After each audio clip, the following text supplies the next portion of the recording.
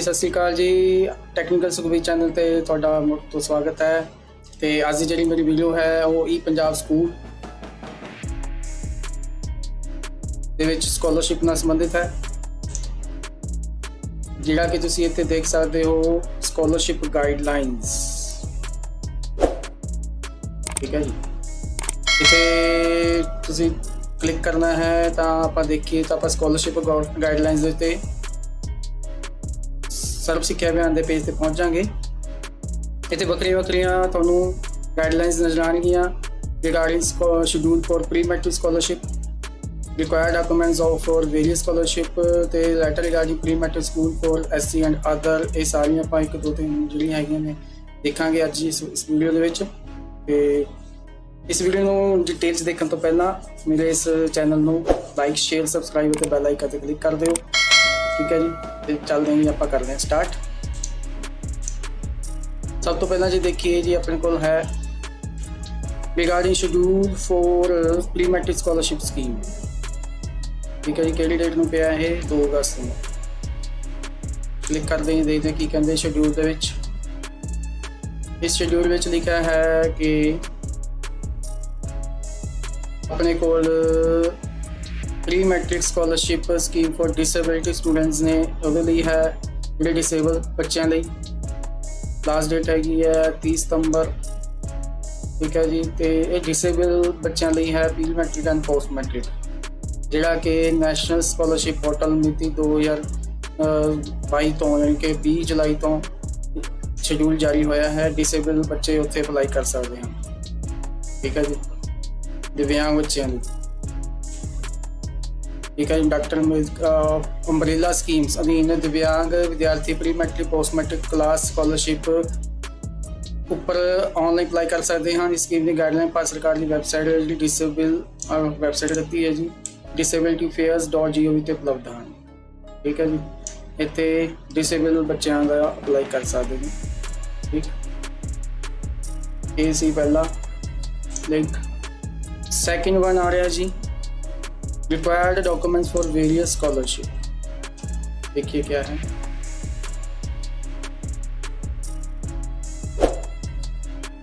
इस दे विच जे आपां पढ़ीए कि ਵੱਖ-ਵੱਖ ਸਕੀਮਾਂ ਅਧੀਨ ਅਪਲਾਈ ਕਰਨ ਲਈ ਲੋੜੀਂਦੇ ਡਾਕੂਮੈਂਟ ਕਿਹੜੇ-ਕਿਹੜੇ ਮੁਕੰਮਲ ਕਰਨੇ ਹਨ, ਤਾਂ ਪ੍ਰਿੰਸੀਪਲ ਤੇ ਸਕੂਲ ਮੁਖੀਆਂ ਨੂੰ ਹਦਾਇਤ ਕੀਤੀ ਗਈ ਹੈ ਇੱਥੇ ਕਿ दर्शाए नुकते अनुसार अप्लाई किया जाए। पहला है योग विद्यार्थी के आधार नंबर सही होने चाहिए हैं। आधार नंबर सही ना होने की सूरत में वजीफे की अदायगी नहीं की जाएगी। सब तो पहले बच्चे का आधार कार्ड सही हो। ई पंजाब पोर्टल से योग विद्यार्थियों के भरे जाने वाले मोबाइल नंबरों में डुप्लीकेसी या डुप्लीसिटी नहीं होनी चाहिए। ठीक है जी, बैंक खाते एक्टिव होने चाहिए हैं। बैंक खाते पासबुक अपडेट कराने उपरंत ही सही IFSC कोड पोर्टल पर भरे जान। बैंक खाता आधार नाल सीडेड होना चाहिए है। ये 3 बहुत ही जरूरी हदायत ने जी अपडेट वजीफा अप्लाई करने को पहला। ਵੱਖ-ਵੱਖ वजीफा स्कीमां अधीन अप्लाई करने लिए लोड़ींदे डॉक्यूमेंट मुकम्मल करने संबंधी ई पंजाब पोर्टल। ठीक है, अगला देखिए जी आ है जी अपना शेड्यूल, जिस दे विच तुसीं देख सकते हो विद्यार्थियों लिए सैशन 2022-23 प्री मैट्रिक स्कॉलरशिप और SC एंड अदर्स कंपोनेंट 1 दो कंपोनेंट स्टार्ट होने कंपोनेंट 1 एंड 2 किदे लिए कंपोनेंट 1 किदे लिए है 9th एंड 10th के बच्चों के लिए। ठीक है, जिन्हें pre matric scholarship for SC and others ਅਤੇ pre matric scholarship for SC and others component 2 first to 10th class लिए किहड़े बच्चे ने जिन्हां दा अनकलीन ऑक्यूपेशन है मापिया का। अनकलीन ऑक्यूपेशन आप कहते जिवें मलीन धंधा है। ठीक है जी, ये पोर्टल पर तुसीं अप्लाई कर सकते हो। ई पंजाब पोर्टल पर स्कॉलरशिप स्कीमां 2 ने सेम इत्थे दस्सिया है तुहानूं। पहली है pre matric scholarship scheme for SC component 1 है 9वीं 10वीं ਲਈ, 2 है फस्ट टू 10th ਲਈ। ये 29 जुलाई ਨੂੰ स्टार्ट हो चुका है। तो इसकी जी लास्ट डेट है वो है 31 अगस्त है 9th ਅਤੇ 10th ਦੇ ਲਈ। First to 10th under unclean occupation आते हैं। स्कूल वालों अप्रूव करने की लास्ट डेट 8 सितंबर है। बच्चों की अप्लाई करना 31 अगस्त तक आ गया। Temporary rejection and data to district होएगी 18 सितंबर तक। डिस्ट्रिक्ट के लिए 30 सितंबर तक उन्होंने अप्रूव करना है।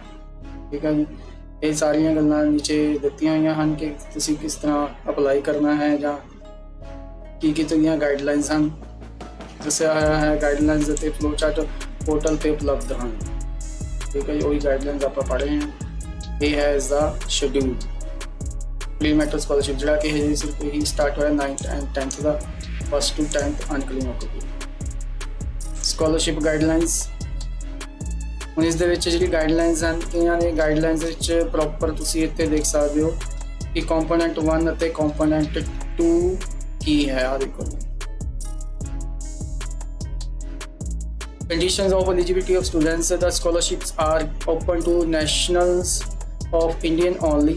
ठीक है, the other eligibility criteria की है, component 1 की है pre metric scholarship for SC student should be studying in class 9th and 10th on a full time basis, they should belong to a scheduled caste, the parents income should not be exceeded to 2.50 lakh per annum। ठीक है, 2.5 लाख ਤੋਂ ਵੱਧ ਨਹੀਂ ਹੋਣੀ ਚਾਹੀਦੀ, ਉਸ ਤੋਂ ਘੱਟ ਵਾਲੇ ਬੱਚੇ ਅਪਲਾਈ ਕਰਨੇ ਹਨ। ਕੰਪੋਨੈਂਟ 2 ਦੇ ਵਿੱਚ ਕੀ ਆ ਗਿਆ ਕਿ सेम है pre matric scholarship for children for parents guardians engaged in the unclean. ठीक है जी, ऑक्यूपेशन ਜਿਹੜਾ ਹੈਗਾ ਆ, ਇਹ ਦੋ ਤਰ੍ਹਾਂ ਦੇ ऑक्यूपेशन ਦੱਸੇ ਹੋਏ ਨੇ, ਇੱਕ ਅਨਕਲੀਨ ਹੈ, ਇੱਕ ਹਾਜ਼ਰਡੋਸ ऑक्यूपेशन ਦੱਸ ਰਿਹਾ। The student should age 1st to 10th तक फुल टाइम बेसिस है, ਪਹਿਲੀ ਤੋਂ ਲੈ ਕੇ ਹੈ। ਇਹ ਚਿਲड्रन ਵਾਰਸ ਔਰ parents guardians who irrespective of their caste religion belong to one of the following categories। ਉਹਨਾਂ ਵਿੱਚ ਆਹ ਕੈਟੇਗਰੀ ਦੇ ਵਿੱਚ ਜਿਹੜੇ ਆਉਂਦੇ ਹਨ, person who are manually are defined under section 2IG of Manual Act 2013, tanners and flayers ਹਨ, waste pickers ਹਨ, and person engaged in hard cleaning as defined in section ਜਿਹੜਾ ਵੀ ਮੈਨੂਅਲ ਹੈਗਾ ਐਕਟ 2013 ਦੇ ਅੰਡਰ ਆਉਂਦੇ ਹਨ। ਇਹ ਸਾਰੇ ਜਿਹੜੇ ਹੈਗੇ ਆ ਉਹ ਕੰਪੋਨੈਂਟ 2 ਚ ਅਪਲਾਈ ਹੋਣਗੇ 1st to 10th ਤੱਕ, ਤੇ ਜਿਹੜੇ ਕੰਪੋਨੈਂਟ 1 ਦੇ ਵਿੱਚ ਹਨ ਸਿਰਫ ਇਕੱਲੇ SC ਬੱਚੇ। ਠੀਕ ਹੈ ਜੀ, ਸ਼ਡਿਊਲ ਕਾਸਟ ਦੇ।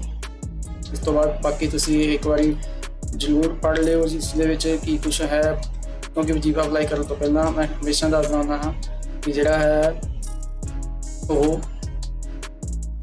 ਗਾਈਡਲਾਈਨ ਜ਼ਰੂਰ ਪੜ੍ਹ ਲੈਣੀ ਚਾਹੀਦੀਆਂ ਨੇ। ਹੁਣ ਕੰਪੋਨੈਂਟਸ ਫੋਰ ਦਾ ਸਕੋਲਰਸ਼ਿਪ ਇਹਦੇ ਵਿੱਚ ਡੇ ਸਕੋਲਰ ਲਈ 3500 ਰੁਪਏ ਪਰ ਮੰਥ ਹੈ, ਹੋਸਟਲ ਲਈ 7000 ਰੁਪਏ ਆਊਗਾ ਜੀ ਕੰਪੋਨੈਂਟ 1 ਦੇ ਵਿੱਚ। 2 ਦੇ ਵਿੱਚ 8000 ਰੁਪਏ ਆਊਗਾ, ਤੇ 10% ਜਿਹੜਾ ਐਕਸਟਰਾ ਅਲਾਉੈਂਸ ਹੈ ਉਹ ਜਿਹੜੇ ਦਿਵਿਆਂਗ ਬੱਚੇ ਨੇ, ਡਿਸੇਬਲ ਬੱਚੇ ਉਹਨਾਂ ਨੂੰ ਦਿੱਤਾ ਜਾਊਗਾ।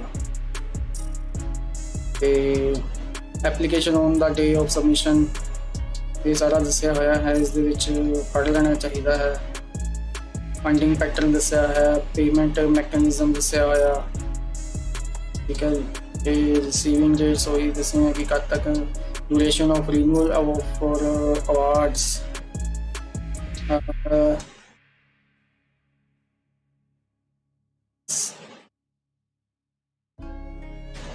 duration and renewal of awards। ਇਹ 'ਚ ਦੱਸਿਆ the award once made will be payable until the student passes class 10th, subject to the satisfactory academic performance and attendance of 75% in every academic year। Attendance will be verified through Aadhaar based attendance system। ठीक है, if a scholarship is unable to appear to annual examination owing to illness, the award may be renewed subject to production of medical certificate from prescribed authority and acceptance of the same by institution। If the student has to repeat a class, she or he would not be get a scholarship for that class for a second or subsequent year। ਇੱਥੇ clear ਕਰ ਦਿੱਤਾ ਗਿਆ ਹੈ ਜੀ, ਜਿਹੜਾ ਵਿਦਿਆਰਥੀ repeater ਹੈ ਉਹਨੂੰ ਸਕੋਲਰਸ਼ਿਪ ਵਜੀਫਾ ਅਪਲਾਈ ਨਹੀਂ ਹੋਏਗਾ, ਕਿਉਂਕਿ scholarship for studying in any class will be applicable for only 1 year. Clear ਹੈ ਜੀ। ਉਸ ਤੋਂ ਬਾਅਦ IT ਫਰੇਮਵਰਕ ਹੈ, ਐਨੂਅਲ ਐਕਸ਼ਨ ਪਲਾਨ ਇਹਨਾਂ ਦਾ, परफॉर्मेंस ऑफ स्टेट्स है, अनाउंसमेंट ऑफ स्टेट्स है, वैल्यूएशन है, सो चार्जेस वगैरह सब कुछ डिटेल ਵਿੱਚ ਦਿੱਤਾ ਗਿਆ ਹੈ, ਪੜ੍ਹ ਲੈਣਾ ਚਾਹੀਦਾ ਹੈ। ਆਪਣੇ ਸਕੂਲ ਦਾ ਲੌਗਇਨ ਕਰ ਲੈਣਾ ਹੈ। ਸਕੂਲ ਦੇ ਲੌਗਇਨ ਦੇ ਵਿੱਚ ਜਦ ਤੁਸੀਂ ਸਕੂਲ ਦਾ ਲੌਗਇਨ ਕਰੋਗੇ ਤਾਂ ਤੁਹਾਡਾ E-ਪੰਜਾਬ ਪੋਰਟਲ 'ਤੇ ਸਟੂਡੈਂਟ ਦੇ ਵਿੱਚ ਜਾ ਕੇ ਇੱਥੇ ਆਪਟ ਸਕੋਲਰਸ਼ਿਪ ਦਾ ਲਿੰਕ ਆ ਰਿਹਾ ਹੈ, ਮੈਂ ਤੁਹਾਨੂੰ ਜ਼ੂਮ ਕਰਕੇ ਦਿਖਾ ਦਿੰਦਾ। ਆਪਟ ਸਕੋਲਰਸ਼ਿਪ ਸਟੂਡੈਂਟ ਦੇ ਵਿੱਚ ਜਾ ਕੇ ਆਪਟ ਸਕੋਲਰਸ਼ਿਪ ਹੈ, ਇੱਥੇ ਕਲਿੱਕ ਕਰ ਦੇਣਾ ਹੈ। ਠੀਕ ਹੈ ਜੀ, ਇੱਥੇ ਕਲਾਸਿਸ ਹੈ ਜੀ ਆਪਣਾ ਜਿਹੜਾ ਹੈਗਾ ਆ, ਵੈਸੇ ਕੰਪੋਨੈਂਟ 1 ਸਟਾਰਟ ਹੋਇਆ 9th एंड 10th ਲਈ 9th क्लास विद्यार्थियों का डाटा शो करेगा। तो लास्ट में ਤੁਹਾਨੂੰ ऑप्ट की ऑप्शन आएगी। ये कास्ट है, सारा कुछ दसिया है। SC BC आप चेक कर लें। जिमें SC का पहला विद्यार्थी SC है, उसका ऑप्ट पर क्लिक करांगे तो नैक्सट विंडो खुलेगी। नैक्सट विंडो के बच्चे का डाटा थोड़े सामने शो करेगा जो तुसी भरिया होएगा। इत्थे कुछ ऑप्शनल हैं। Number of siblings brother sister कितने हैं, ऑप्शनल है जी। अगे नेबर का कॉन्टैक्ट नंबर या नेम जो बहुत बच्चे घट लैके आते हैं या पता होंगे बच्चों को, ऑप्शनल हाँ जी। फादर्स आधार नंबर ऑप्शनल है, मदर्स आधार नंबर ऑप्शनल है। पर मेरी सुजैशन है कि फादर मदर का आधार नंबर जो भर लिया जाए तो कोई दिक्कत नहीं है, भरना चाहिए है फादर तो मदर का। ठीक है जी। उस तो बाद इत्थे देखो जी दिखा रहा है स्कॉलरशिप टाइप। स्कॉलरशिप टाइप के इको ही कंपोनेंट आ रहा है, कंपोनेंट 1। इत्थे तुसीं स्कॉलरशिप टाइप सिलेक्ट कर लेनी है। ठीक है जी। इत्थे विद्यार्थी का आधार नंबर, उसका IFSC कोड ते अकाउंट नंबर शो कर रहा है। इत्थे कंफर्म अकाउंट नंबर दे विच विद्यार्थी का दोबारा तुसीं जिहड़ा है वो अकाउंट नंबर भर देना है। इस तो बाद तुसीं इत्थे क्लिक करना है जी स्टे टाइप, डे बॉर्डर ते हॉस्टल। जिवें तुहानूं दस्सिया है कि जे आपां डे बॉर्डर क्लिक करते हाँ तो तुसीं देख सकते हो राइट हैंड साइड तो विद्यार्थी का वजीफा 3500 रुपया है। ਜਿਹੜੇ ਹੋਸਟਲ 'ਚ ਰਹਿੰਦੇ ਆ ਵਿਦਿਆਰਥੀ ਉਹਨਾਂ ਲਈ 7000 ਹੈ। ਪਰ ਉਹਨਾਂ ਦੇ ਲਈ ਇੱਥੇ ਟਾਈਪ ਆਫ ਹੋਸਟਲ ਦੱਸਣਾ ਪਏਗਾ ਕਿ ਪ੍ਰਾਈਵੇਟ ਹੈ ਕਿ ਗਵਰਨਮੈਂਟ ਹੈ ਤੇ ਆਰ ਯੂ ਸ਼ੋਰ ਹੋਸਟਲ ਤੇ ਟਿਕ ਕਰਨਾ ਪਊਗਾ। ਠੀਕ ਹੈ ਜੀ। ਪਰ ਆਪਣੇ ਜਿਹੜੇ ਜ਼ਿਆਦਾਤਰ ਸਕੂਲ ਵਾਲੇ ਬੱਚੇ ਹਨ ਡੇ ਬਾਰਡਰ ਹਨ, ਕਿਉਂਕਿ ਆਪਾਂ ਦਿਨ ਦੇ ਵਿੱਚ ਹੀ ਸ਼ਿਫਟ ਲਗਾਉਂਦੇ ਹਾਂ, ਹੋਸਟਲ ਦੇ ਵਿੱਚ ਨਹੀਂ ਹੈ ਬੱਚੇ। ਇੱਕ ਇੱਥੇ ਤੁਸੀਂ ਪੇਰੈਂਟਸ ਦੀ ਜਿਹੜੀ ਹੈਗੀ ਆ ਇਨਕਮ, ਜੋ ਇਨਕਮ ਸਰਟੀਫਿਕੇਟ ਦੇ ਵਿੱਚ ਵਿਦਿਆਰਥੀ ਬਣਾ ਕੇ ਲੈ ਕੇ ਆਏਗਾ ਉਹ ਇੱਥੇ ਭਰ ਦੇਣੀ ਹੈ। उस तो बाद नीचे तुम देख सकते हो कास्ट। ठीक है। रामदास या रविदास या मजहबी सिख सारे जिन्हें भी है इन्होंने जो विद्यार्थी का कास्ट सर्टिफिकेट से विद्यार्थी लैके आएगा कास्ट वो इतने तुम सिलेक्ट कर लेनी है। आ इंपॉर्टेंट है जी बैंक अकाउंट आधार सीटेड कि बैंक अकाउंट आधार सीटेड है कि नहीं है, लिंक है कि नहीं। बच्चे को कह देना है कि तुम लिंक करवा लो। ठीक है जी। जे नहीं है तो नो, जे है तो यस। उस तो बाद is scholarship applicant for fresh और रिन्यूअल। 9th विच विद्यार्थी का इस फ्रैश आएगा जी तो 10वीं ਲਈ आऊगा रिन्यूअल, क्योंकि 10वीं वाले विद्यार्थी पिछले साल 9वीं ਵਿੱਚ ਆਪਾਂ ਇੱਥੇ ਅਪਲਾਈ ਕਰ ਚੁੱਕੇ ਹਾਂ, ਉਹਦਾ ਰਿਨਿਊਅਲ ਆਊਗਾ। ਤੇ 9वीं ਵਾਲੇ ਬੱਚੇ ਪਹਿਲੀ ਵਾਰ ਇੱਥੇ ਅਪਲਾਈ ਕਰ ਰਹੇ ਆਪਾਂ ਇੱਥੇ फ्रैश आ जाएगा। ਉਸ ਤੋਂ ਬਾਅਦ total marks in the year पिछले साल जो 8वीं का पेपर विद्यार्थियों ने दिता है 9वीं ਲਈ। ठीक है जी। वो 8वीं के टोटल मार्क्स किन्ने सन ते किन्ने बच्चे ने लए हैं। अटेंडेंस कंप्लीटेड है यस विद्यार्थी। एक इत्थे है amount of scholarship for disable students. इत्थे स्टार लग्या है पर ये मैंने थोड़ा डाउट है इस चीज़ का कि इत्थे स्टार नहीं होना चाहिए, सिर्फ डिसेबल बच्चे लिए चाहिए अमाउंट है। मुझे स्टार लग्या है तो तुम 0 या नील जो इतने भर जैसा 0 भर सकते हो। Is a student availing benefit any other scholarship scheme. बाकी इस बारे amount of scholarship for disable student इतने जो बॉक्स है ये संबंधी तुम अपने जोड़े है नोडल अफसर MIS नोडल अफसर हैं कोआर्डीनेटर हैं जिले के उन्होंने ये गल क्लीयर कर सकते हो। इस student availing benefit any other scholarship scheme अपना जिमें सरकार ने दसिया होया है कि भी विद्यार्थी सिर्फ 21 वजीफे में अप्लाई करेगा इतने 9 कर दो। जे मान लो कोई इंसेंटिव स्कीम है तो आप इंसेंटिव स्कीम नहीं पूछी, उन्हें स्कॉलरशिप स्कीम पूछी है। इंसेंटिव स्कीम कि हो सकती है NMMS क्लियर किया बच्चे ने उत्तर वजीफा उधर भी अप्लाई कर सकता है, इधर भी अप्लाई कर सकता है, उसका इंसेंटिव है। लास्ट में इन्होंने पूछा जी parents type, single parent, without parent, not applicable. ठीक है जी, जिदे माँ बाप नहीं हैं उत्थे नॉट एप्लीकेबल आ जाएगा। विदाउट पेरेंट हो जाएगा, हाँ जी विदाउट पेरेंट आ जाएगा। सिंगल पेरेंट जिते एक है मदर है या फादर है, सिंगल पेरेंट आ जाएगा। पेरेंट इलिटरेट है जो सिंगल पेरेंट पर है कि वो सिंगल पेरेंट दसना है कि वो पढ़े लिखे हैं या नहीं, ठीक है। तो लिटरेट है, पढ़े लिखे हैं, मैं इसे सिलेक्ट कर दूँ।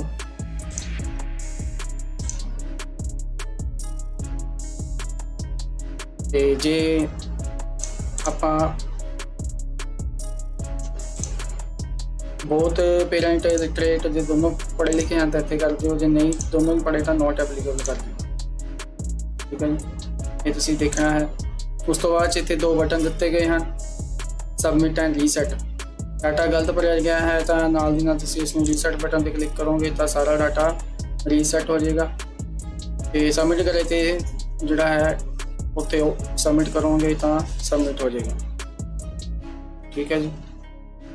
ये 9th क्लास के विद्यार्थी आप देखिए SC, एक BC विद्यार्थी मैं तुहानूं चेक करवा दिंदा। BC आ गया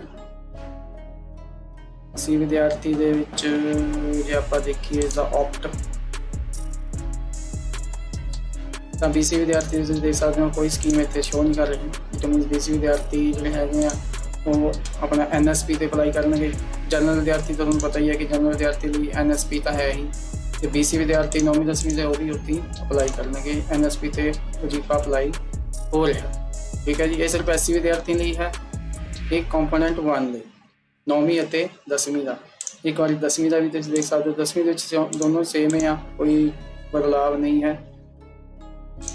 10वीं का विद्यार्थी है कोई एक स्कॉलरशिप स्कीम तुम देख सकते हो, इतने भी वही SC एंड अदर्स कंपोनेंट 1 आ, ठीक है। सेम चीज़ है। डे स्कॉलर करोगे तो 3500, हॉस्टलर है तो 7000, ये प्राइवेट है गवर्नमेंट हॉस्टल केड़ा है, ठीक है। सब कुछ सेम है, सिर्फ इस एक फर्क लग रहा है कि आप डे स्कॉलर करिए।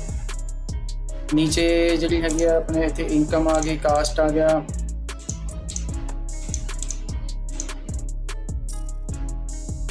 ठीक है। स्कीम ओके है, वो पहला स्कीम सिलेक्ट नहीं की थी इसलिए नीचे शो नहीं कर रहा थी। सेम चीज़ है नीचे से देख सकते, ठीक है जी। ये है 9वीं और 10वीं जमात का ऑप्ट स्कॉलरशिप। वजीफा अप्लाई करने तो बाद तुसी इत्थे वजीफा नूं अप्रूव करना है। अप्रूव स्कॉलरशिप से जाके इत्थे तुहानूं दिखाएगा अप्रूवल लई, ठीक। तो उस तो बाद स्कॉलरशिप रिपोर्ट्स इत्थे तुसी देख सकते हो, पिछले साल दी आप देख सकते हैं। जिवें इदा दी रिपोर्ट बन के आ जाएगी कि 6वीं जो भी है बच्चे अप्लाई किए गए थे पिछले बार। OBC जो बच्चे थे वो 6वीं तो स्टार्ट हो जाता है इतने 10वीं तक। कंपोनेंट 1 में सिर्फ 9वीं और 10वीं के विद्यार्थी ही शो कर रहे हैं पिछले साल। ये रिपोर्ट है, ठीक है जी। सो ये सी मेरी आज की वीडियो ई पंजाब स्कॉलरशिप कंपोनेंट 1 9वीं और 10वीं जमात में, ठीक है जी। आई थिंक तुहानूं सारिਆਂ ਨੂੰ पसंद आई होगी कि कोई भी डाउट है क्लीयर करना है तुसी आ स्कॉलरशिप गाइडलाइंस पे क्लिक करके इसकी वैबसाइट पे चले जाना है, पेज पे चले जाना है। तो इन्हां विच जिहड़ियां भी गाइडलाइंस दी हुई ने उसनूं पढ़ लेना है, ठीक है जी। एक बार जरूर पढ़ लेना चाहिए है, ठीक। तो ये मेरी आज की वीडियो। मेरी वीडियो देखने लिए सारिਆਂ ਦਾ बहुत बहुत धन्यवाद। इस तरह की वीडियो जो तुम चाहते हो कि मैं लैके आवां अपडेट लैके आवां तो मेरे दोबारा एक बेनती है, टेक्निकल सुखबीर चैनल में सबसक्राइब जरूर करो, बैल आइकन पर क्लिक कर दो। Thank you very much.